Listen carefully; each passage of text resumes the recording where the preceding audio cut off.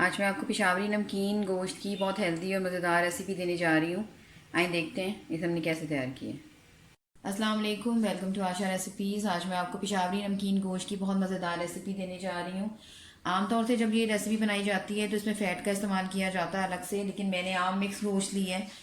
लेकिन मैंने नलियाँ जो हैं वो इसमें डलवाई हैं ताकि यखनी की तरह जो जायका है वो आ जाए गोश्त में बहुत अच्छा सा। 3 मैंने दरमियाने साइज़ के टमाटर लिए थे। छिलका मैंने इनका उतार लिया, इनको मैंने मोटा मोटा काट लिया क्योंकि इन्होंने अच्छी तरह से गल जाना है, तो इन्होंने बिल्कुल बैलेंस हो जाना है। 1 टीस्पून मैंने काली मिर्च ली है नमकीन गोश्त में। ये ऑप्शनल है, आप चाहें तो यूज़ करें, आप चाहें तो खाली नमक के साथ बना सकते हैं। लेकिन जायका थोड़ा सा इन्हेंस करने के लिए मैंने काली मिर्च का यूज़ किया है। 5 से 6 हरी मिर्चें ली हैं जिनको मैंने बारीक बारीक काट लिया है। लहसुन अदरक का पेस्ट 1 टेबल स्पून जाएगा। कोशिश करें कि इस रेसिपी में आप ताज़ा लहसुन और ताज़ा अदरक जो है वो ग्रेट कर लें। मक्खन यूज़ करूँगी मैं, तकरीबन 50 ग्राम मक्खन। और इसके अलावा इसको देसी घी में भी बना सकते हैं, आप ऑयल में भी बना सकते हैं। मैं ऑयल और मक्खन दोनों के साथ बनाऊँगी। 2 टेबल स्पून भुना कुटा धनिया, भुना कुटा ज़ीरा लिया है मैंने।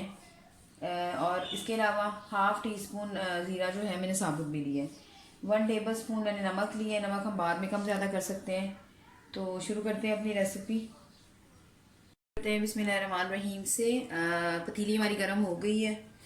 तकरीबन 5 से 6 चम्मच जो है मैं कुकिंग ऑयल के पहले डाल दूँगी इसमें। उसके बाद फिर हम मक्खन यूज़ करेंगे।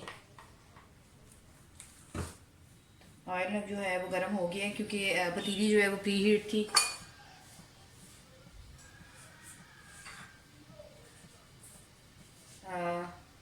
थोड़ा सा मक्खन मैं रखूँगी, बाकी मैं डाल दूँगी जो मैं एंड पे डालूँगी। मक्खन को और ऑयल को अच्छी तरह से मिक्स होने दें आपस में।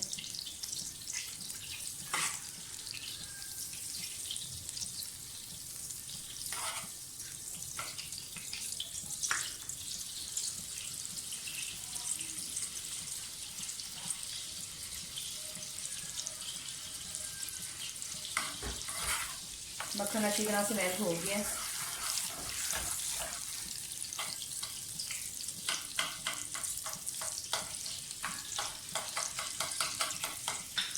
साथ ही इसमें गोश्त डाल दें।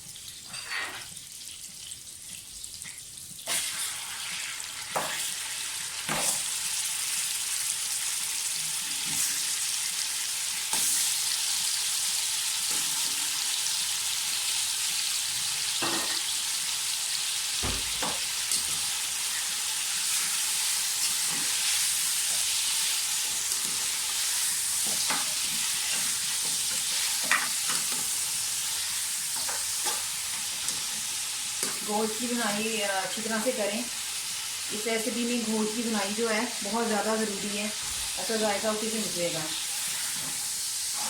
क्योंकि इसमें कोई ज़्यादा मसाले यूज़ नहीं होते। सिर्फ अपने गोश्त को बहुत अच्छी तरह से पहले भूनना होता है ताकि इसकी जो हीट वगैरह है वो अच्छी तरह से ख़त्म हो जाए।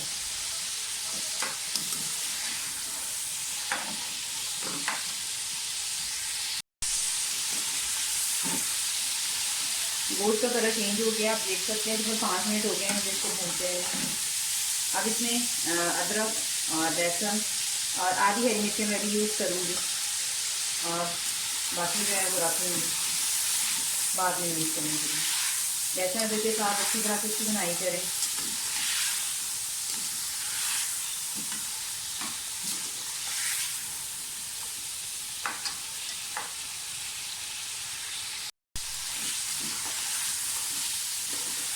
हरी मिर्चों के साथ और लहसुन अदरक के पेस्ट के साथ अच्छी तरह से बुनाई हो गई है गोश्त की।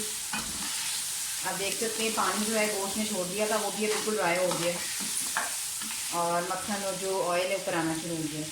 अब साथ ही इसमें टमाटर डाल दें, टमाटरों के साथ बुनाई करें।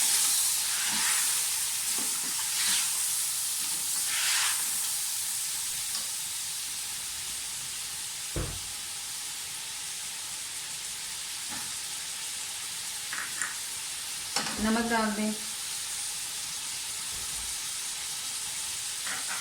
भुना हुआ धनिया, भुना हुआ ज़ीरा और जो साबुत ज़ीरा मैंने लिया था वो डाल दें। रेड चिली पाउडर आपने इसमें बिल्कुल यूज़ नहीं करना। आमतौर से जो इसमें काली मिर्च भी यूज़ नहीं की जाती, लेकिन मैं यूज़ कर रही हूँ। आप चाहें तो यूज़ करें, आप चाहें तो मत करें। और काइंडली अगर आप मेरे चैनल पर आए हैं तो प्लीज़ मेरे चैनल आशा रेसिपीज़ को सब्सक्राइब कर दीजिए, लाइक कीजिए, शेयर कीजिए और कमेंट्स भी दीजिए और बेल का बटन भी दबाइए।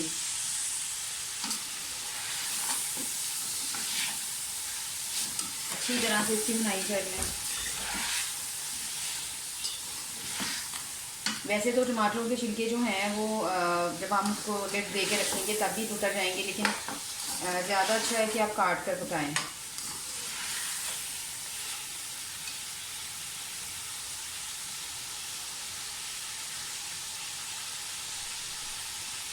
साथ ही मैं इसमें काली मिर्च अब डाल दूँगी।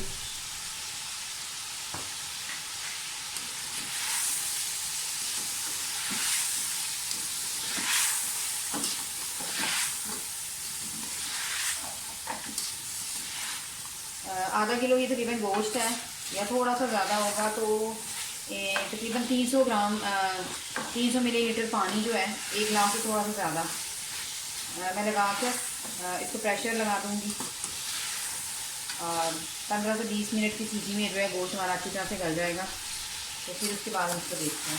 फिलहाल इसको थोड़ा सा भूनें कि मक्खन जो है, ऑयल जो है वो बिल्कुल एक साइड से आ जाए।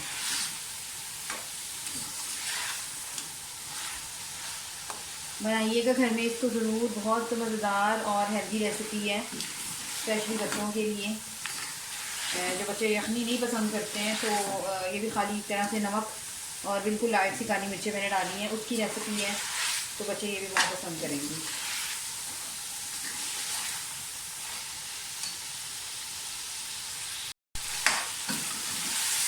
अच्छी तरह से भून गए नूडल्स, साथ ही पानी डाल दें बस, और इसको प्रेशर लगा दें। प्रेशर की लीड लगा दें। तकरीबन 15 से 20 मिनट में गोश्त जो है हमारा अच्छी तरह से गल जाएगा। फिर इसको देखते हैं। गोश्त अच्छी तरह से गल चुका है और बस अब इसकी बुनाई कर लें। टमाटर, गोश्त, हर चीज़ अच्छी तरह से गल चुकी है। इसका जो सही टेस्ट है इस रेसिपी का वो बुनाई से ही आता है।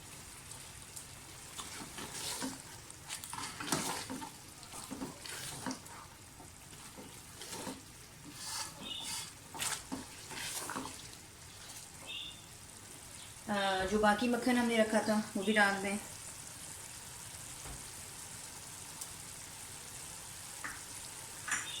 और नमक वगैरह मैं चेक कर चुकी हूँ, बिल्कुल सही है।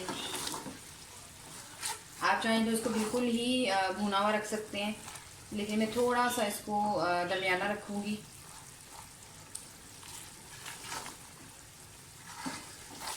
और आप चाहें तो इसको यखनी की तरह भी कर सकते हैं, थोड़ा सा शोरबा टाइप बना सकते हैं।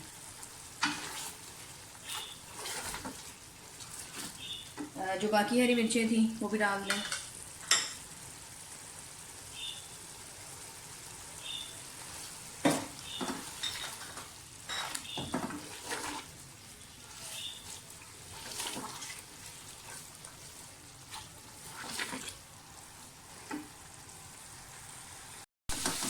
नमकीन गोश्त हमारा जो है वो बिल्कुल रेडी है। आप देख सकते हैं कि ऑयल जो है वो अच्छी तरह से ऊपर आना शुरू हो गया।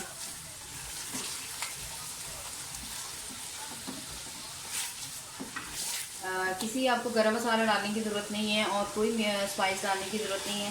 इसकी अपना एक टेस्ट है और बहुत मज़ेदार है। अच्छी तरह से भून के अब मैं 1 कप मेजरमेंट के साथ इसमें पानी डाल दूँगी और सिर्फ 5 मिनट के लिए दम पे रखूँगी और जो रेसिपी है वो हमारी बिल्कुल रेडी होगी।